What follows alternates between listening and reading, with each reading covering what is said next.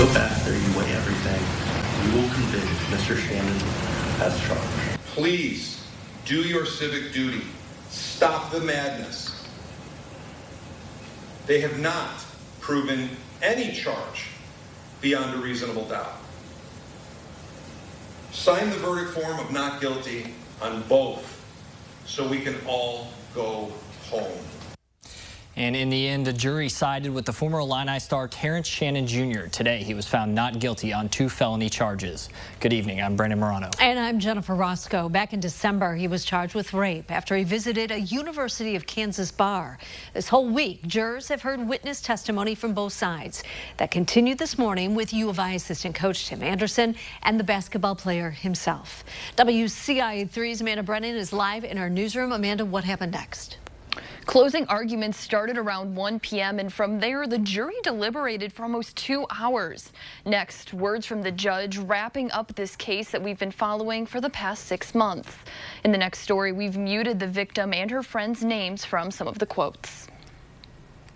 In the state of Kansas versus Terrence Shannon Jr., we, the jury, find the defendant not guilty of rape.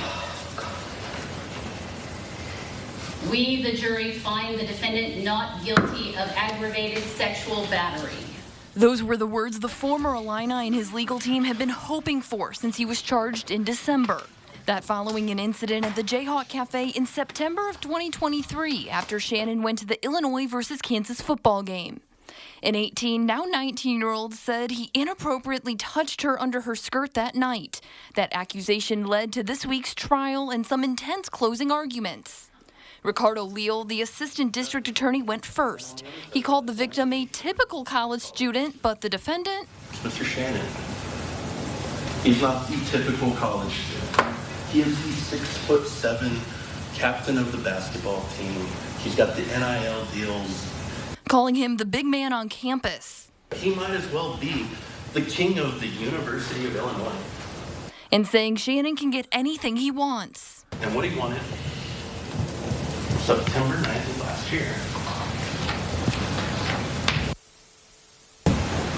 It's a typical college student dressed to go out for a Friday night. The defense went next. This is not about Air Jordans or free stuff. This is about someone's life. Mark Sutter continued to attack Lawrence police and Detective Josh Leitner. He doesn't do a thing.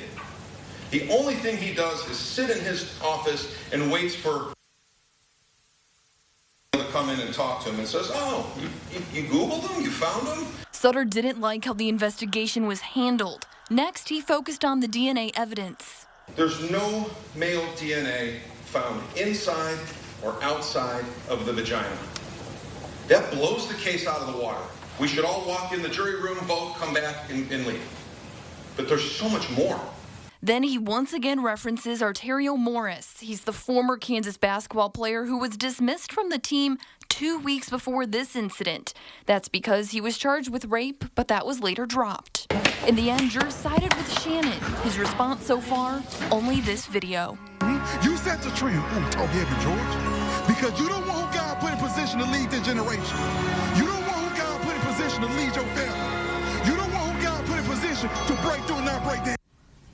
We reached out to the Douglas County District Attorney, and the spokesperson says, quote, it takes tremendous courage for a survivor of sexual assault to come forward. We will continue to pursue justice on behalf of survivors. Shannon's attorney just got back to us as well, and they say, quote, as we stated in September of 23, we empathetically denied these charges and waited for our day in court. That time has come. The jury has spoken and justice was served. The public owes Terrence Shannon Jr. an apology. Reporting in the newsroom, Amanda Brennan, WCIA3, your local news leader. All right, Amanda, thank you so much. Now, Shannon's teammates responded to the verdict on social media.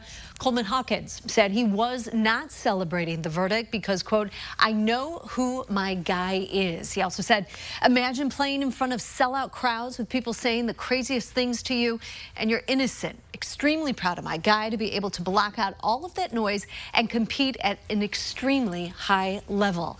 Marcus Damask and Luke Goody also both responded. Marcus saying, mood, go be great in the league family. We have